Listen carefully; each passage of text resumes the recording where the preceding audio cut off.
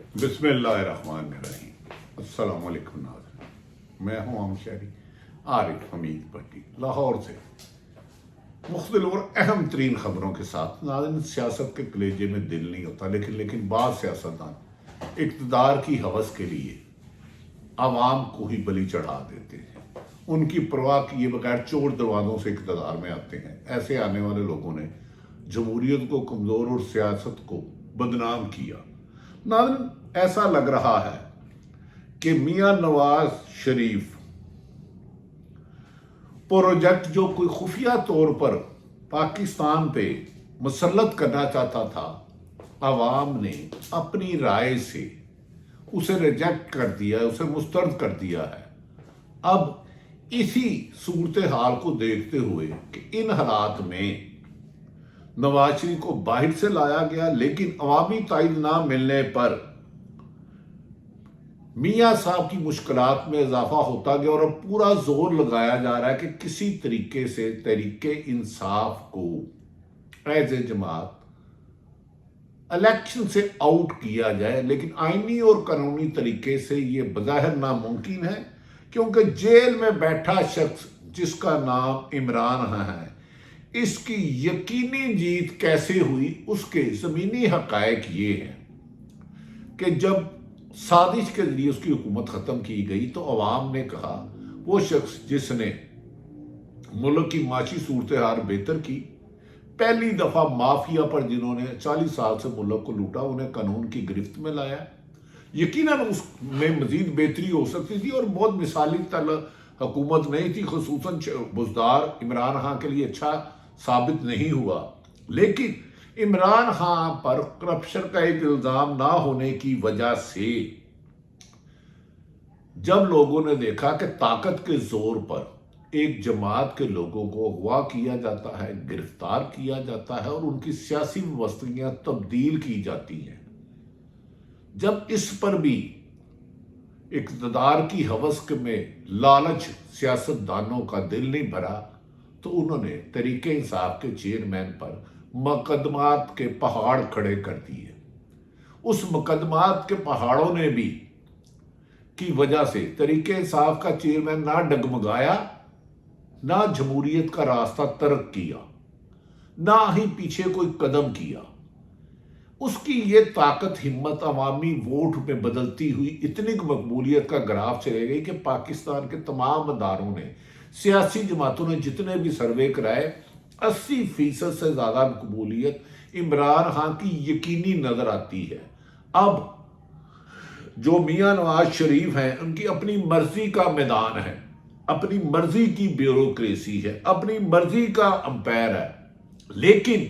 फिर भी उनके जहन पर, उनके दिल पर शिकस्त का खौफ इस तरह तारी है कि ना वो अवाम में इंतखाबी मुहिम चला रहे हैं, और वो जमातें जिन्हें सारी उम्र बुरा कहते रहे, उन्होंने कहा था थूक के नहीं चाटूंगा, चौधरी शुजात के पास नहीं जाऊंगा, जाना पड़ा। इस्तेकाम पार्टी, जिसे सारी तरीके इंसाफ के लोगों को जबरन उनसे अलग करवाया गया मुबैना तौर पे, अब इस्तेकाम पार्टी से भी मिल रहे हैं। और इस्तेकाम पार्टी कह रही है कि हमने तरीके इंसाफ इसलिए नहीं छोड़ी थी, नहीं, लिहाजा वजारत आला पंजाब हमारे पास होगी। वजारत उज़्मा में अभी तक अल अज़ीज़िया की वजह से नवाज शरीफ रुकावट है और वज़ीर आज़म बनना उनके लिए कानूनी तौर पर तो मुमकिन नहीं। अगर जल्द उन्हें रिलीफ मिल जाए तो फिर पॉसिबल है कि वो आ जाए। क्या नवाज शरीफ तमाम जमातों को मिला के भी इमरान खान का अगर 30% भी सीटें नहीं लेते तो फिर हुकूमत के ख्वाब करने के अधूरे रह जाएंगे, और यकीनन ये शिकस्त उनके लिए नाकाबिल बर्दाश्त है। इसीलिए अब पहले इलेक्शन कमीशन के ने उन पर फॉरेन फंडिंग की सजा दी, फिर दुनिया में पाकिस्तान में कुल 200 से ज़्यादा मुख्तलिफ सियासी जमातें हैं और जिनके सारे के सारे ही लोग बिला मुकाबला जीतते हैं और एक नोटिफिकेशन इलेक्शन कमीशन को जाता है। लेकिन तहरीके इंसाफ के इंट्रा पार्टी इलेक्शन पर इमरान खान चेयरमैन तो 3 माह इलेक्शन कमीशन ने उस केस को दबाए रखा और 3 माह बाद कह दिया आप इंट्रा पार्टी इलेक्शन दोबारा कराएं। पूरी दुनिया ने देखा इंट्रा पार्टी इलेक्शन दोबारा हुआ اور اس میں عمران خان نے اپنی جگہ بجائے کہ اس کو وراثت بنانا، جیسے پیپلز پارٹی میں ذوالفقار علی بھٹو تھے، شہید بے نظیر بھٹو، بلاول، آصف علی زرداری، مسلم لیگ میں محترم نواز شریف صاحب، محترم شہباز شریف صاحب، حمزہ شہباز، مریم سوابیا اور جنید، انہوں نے نہ اپنی بہنوں کو بنایا جو ہر الیکشن میں عوام میں کھڑی رہتی ہیں، بلکہ ایک کارکن کو، بیرسٹر گوہر کو بنا کے عوامی ہمدردیوں میں اپنے دل میں اور بنا لیا کہ یہ کیسا لیڈر ہے جو خود جیل میں ہے، فکر اسے کیا ہے کہ میری رہنما خاتم، چاہے ختیجہ شاہ ہو یا صنم جوید، یا پاکستان میں جہاں جہاں کریک ڈاؤن ہو رہا ہے، میرے سب ساتھیوں کو، پاکستان تحریک انصاف کے لوگوں کو جیلوں سے نکالے، میں نے تو جیل سے دل لگا لیا ہے، میں عوام کی جدوجہد پیدا کر رہا ہوں، اور یہ عوامی جدوجہد ہی پاکستان کو مضبوط اور جمہوریت کو طاقتور بنائے گی۔ ناظرین، عام کارکنوں میں یہ میسیج بہت زیادہ تقویت پکڑ گیا ہے کہ ایک شخص عمران خان جس نے 26 سال جدوجہد کی، خیال تھا کہ وہ اپنی مسز کو بنا دے گا، اپنی بہن علیمہ خان جس نے ہمیشہ ہر اول چاہے شوکت خانم ہو اس میں کردار ادا کیا، چاہے نمل یونیورسٹی ہو، علیمہ خان ہر اول دستے کے طور پر نظر آئی، یہاں کے عمران خان کے الیکشن کی مہم میں بھی وہ ڈور ڈور کمپین کر دی، لیکن انہوں نے اپنی بہن کو تحریک انصاف کا چیئرمین بنانے کے بجائے پاکستان کے سیاست دانوں کی جو وراثت تھی، جو خاندانی اجارہ داری تھی، اسے شکست کیسے دی کہ ایک عام کارکن جو ایک بیرسٹر ہیں، باہر سے پڑھے لکھے ہیں، جن کے سیاست پر کوئی بھی کرپشن کا داغ نہیں، کوئی بدنامی نہیں، انہوں نے اس سلسلے میں فوری طور پر بیرسٹر گوہر علی کو چیئرمین تحریک انصاف نامزد کیا، اور تمام سیاسی ان کے کارکنوں نے، نمائندوں نے انہیں منتخب کیا، اور وہ بلا مقابلہ کامیاب ہو گئے۔ بیرسٹر گوہر علی کی کامیابی کے بعد عمران خان کی مقبولیت میں اور اضافہ ہو گیا۔ عام شہری یہ سوچنے لگ پڑا کہ یہ کیسا شخص ہے کہ پارٹی کی سربراہی ایک ایسے کارکن کو دے رہا ہے جو بہت زیادہ ارب پتی نہیں ہے، انویسٹر نہیں ہے۔ تو اس سے نون لیگ اور گھبرا گئی، اور جو کہتی تھی وراثت کی سیاست پہ یقین رکھتی تھی، جو وصیت سے حکومت میں آتے تھے، جو خاندان میں سیاست رکھتے تھے، نون لیگ کی گھبراہٹ میں اور فیصلہ اور عمران خان کی مقبولیت میں ہو گیا، یہ تو کارکنوں کو آگے لاتا ہے، یہ تو انویسٹروں کو نہیں نوازتا۔ اس کا مطلب ہے اس نے انویسٹروں کے ذریعے اربوں روپے کرپشن نہیں کرنی، اس نے بیرون ملک پراپرٹی نہیں بنانی، اس نے تو پیپلز پارٹی کے بتا دیں مولانا فضل الرحمان کے والد صاحب، اسود یار ولی کے والد صاحب، یہ خاندانی وراثتیں چلی آ رہی ہیں، انہوں نے عوام کو اپنی پراپرٹی سمجھا ہوا کہ ہمارے غلام رہے، لیکن عمران خان نے یہ غلامی کی زنجیر توڑ کے اپنے کارکن پر چیئرمین کا عقاب بٹھا کے یہ ثابت کر دیا کہ سیاست عوام کی امانت ہے، اور عوام جس کے ساتھ ہوگی وہی سیاست کرے گا، اور جو کام کرے گا وہ سیاست میں چیئرمین بھی بن سکتا ہے، چاہے ایک عام کارکن ہو۔ ناظرین، جیل میں کہا جاتا ہے عمران خان کا اعتماد یہ اب ثابت کر چکا ہے کہ وہ راستہ چھوڑنے والا نہیں، وہ میدان چھوڑنے والا نہیں، وہ ملک چھوڑنے والا نہیں، وہ کسی بھی سزا کی دھمکی پہ نیچے نہیں آنے والا، اور اسی لیے انہوں نے پورے ملک میں اپنے امیدواروں کو نامزد کرنا شروع کر دیا ہے۔ دوسری طرف اس گھبراہٹ کے مارے کہ نون لیگ نے ایک اہم ملاقات میں ایک گزارش کیا کہ خدا کے لیے بلے کو آؤٹ کرو اور تحریک انصاف پر پابندی لگاؤ، اس کا الٹرنیٹ بھی تحریک انصاف کے چیئرمین نے جیل میں بیٹھے، اور چیئرمین بیرسٹر گوہر اور دیگر آئینی ماہرین نے اسٹریٹجی طے کر لی ہے، اگر وہ بلے کو آؤٹ کرتے ہیں تو پھر بھی کامیابی عمران خان کے نامزد کردہ امیدواروں کی ہوگی۔ لا تعداد سازشیں کی گئی، میں نے کہا قاتلانہ حملہ، 200 مقدمات، جیل میں تنگ سداواں، پھر ایک اکبر ایس نامی شخص کو لانچ کیا گیا جس کا تحریک انصاف سے واسطہ ہی کوئی نہیں، جسے 12 سال پہلے نکال دیا گیا، جو ہر اول عمران خان کے خلاف پروپیگنڈا کرتا رہا۔ اب اس کی دوبارہ جب انٹرا پارٹی الیکشن میں گورے ہوئے تو اس نے پھر ایک درخواست دے دی ملی بھگت سے، اور میں حیران ہوں کہ الیکشن کمیشن پہ قربان جاؤں ان کے فیصلوں پہ، انہوں نے بھی فوری طور پر اس کو ایکسیپٹ کر لیا اور 12 دسمبر کو جواب طلب کر لیا کہ انہیں طریق انصاف سے پوچھا جائے کہ آپ نے پارٹی الیکشن ٹھیک نہیں کرائے۔ میں اس الیکشن کمیشن سے ایک سوال کرتا ہوں، مجھے بتائیں نون لیگ کے الیکشن کب ہوئے، کیسے ہوئے، اس کی ویڈیو دکھا سکتے ہیں؟ مولانا فضل الرحمان جمعیت علماء اسلام کے، ایم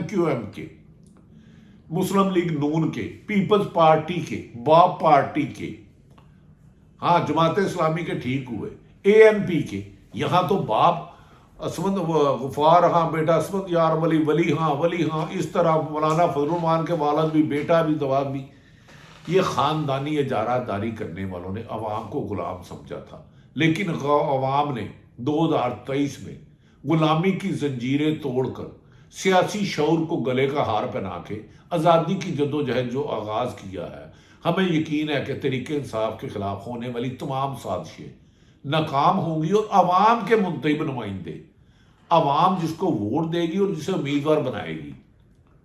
دوسری طرف ناظرین، نگران حکومت سے یقیناً شکایت تو نہیں کر سکتے۔ محترم انوار کاکڑ صاحب، آپ نے آج یہ فرمایا ہے میڈیا پر تحریک انصاف کے رہنماؤں پر کوئی پابندی نہیں اور میڈیا کو آزادی حاصل ہے، اظہار رائے پر کوئی پابندی نہیں۔ میں آپ سے معذرت کرتا ہوں، میڈیا کا جو سیاہ ترین دور ہے آپ کے اس دور میں، PDM کے دور میں فون کیے جاتے ہیں فلاں ہمارے نمائندے کو، جو صحافی ہیں، یہ چند صحافی ہیں، خدا نہ خواستہ نوے پٹن صحافی ہے، انہیں مہمان بلاؤ۔ عمران خان کی خبر کوئی نہیں چلا سکتا، اس کا انوار کاکڑ صاحب جواب دیں۔ آپ نے تو کوئی ریٹرن نہیں بھیجا پیمرا نے۔ اب میں عوام سے گزارش کرتا ہوں، مجھے بتائیں نہ اس عرصے میں کتنی دفعہ عمران خان کی آپ نے تقریر سنی، کتنی دفعہ تصویر سنی، کتنی دفعہ بیانات سنے؟ تو نگران وزیر اعظم صاحب، آپ نے تحریک انصاف پر اندیکھی طاقتوں سے پابندی لگوائی، اور میڈیا آزاد نہیں ہے، آپ لوگوں کی نوکریاں چھینتے ہیں۔ آپ سے مراد کچھ لوگ آپ کی حکومت کے، میں کسی ایک شخص کا یا کسی ایک ادارے کا نام نہیں لے رہا، آف ایئر کراتے ہیں۔ شہید ارشد شریف کے بارے میں جو آپ نے ظلم کیا ہے، رپورٹر کراس بارڈر نے اپنی رپورٹ میں لکھا ہے کہ شہید ارشد شریف کے قتل کے سلسلے میں پاکستان حکومت سنجیدہ نہیں ہے، اور آپ نے لکھ کے بھیجا ہے کہ ان پر مقدمہ مبینہ مقدمات ہونے والے 16 مقدمہ جائز تھے۔ چیلنج کرتا ہوں، وہ سب مقدمات غلط تھے۔ کس نے دائر کروائے، کس کے کہنے پر ہوئے، اور انہیں ثابت کریں۔ ارشد شریف اس ملک پاکستان کی مٹی کو ماں سمجھتا تھا، پیار کرتا تھا، ہر پاکستانی سے زیادہ محب وطن تھا، لیکن اس کے لیے جگہ تنگ کی گئی، 16 مقدمات درج کیے گئے، اسے خوف زدہ کیا، ہراساں کیا گیا، اس کی فیملی کو ہراساں کیا گیا۔ اب آپ نے اتنا ظلم کر دیا، کیا پاکستان میں سپریم کورٹ سو رہی ہے؟ ہمیں صرف یہ بتا دیں، 22-25 کروڑ عوام حکومت سے سوال کرتی ہے، پاکستان کی پولیس سے، اداروں سے سوال کرتی ہے، سپریم کورٹ سے کرتی ہے کہ کس طرح آپ بتا دیں 16 مقدمات کس نے اندراج کروائے، کیوں کروائے، اس کا مقصد کیا تھا؟ وہ جھوٹے مقدمات کو آپ نے UNO کی رپورٹ میں لکھا کہ مقدمات ٹھیک تھے، یہ تو اور رپورٹر کراس دی بارڈر میں کہہ دیا گیا ہے کہ آپ اس کے مقدمے میں سنجیدہ نہیں ہیں۔ ہماری چیف جسٹس فائز عیسیٰ سے صرف گزارش ہے، خدا کے واسطے ہم کسی کو نامزد قاتل نہیں کر رہے، لیکن اس کے خلاف مقدمہ درج کس نے کروائے، وہ کیوں ملک چھوڑ کر گیا، دبئی میں اسے کیوں نہیں رہنے دیا، کینیا نے کیوں قتل کروایا، ایک تفصیلی رپورٹ حکومت سے منگا کے عوام میں پبلک کی جائے تاکہ لوگوں میں پتہ ہو کہ حکومت عوام کی جان و مال کی محافظ ہوتی ہے، قاتلوں کو ڈیفینڈ نہیں کرتی۔ ارشد شریف اور عمران ریاض 4.5 ماہ کہاں رہا؟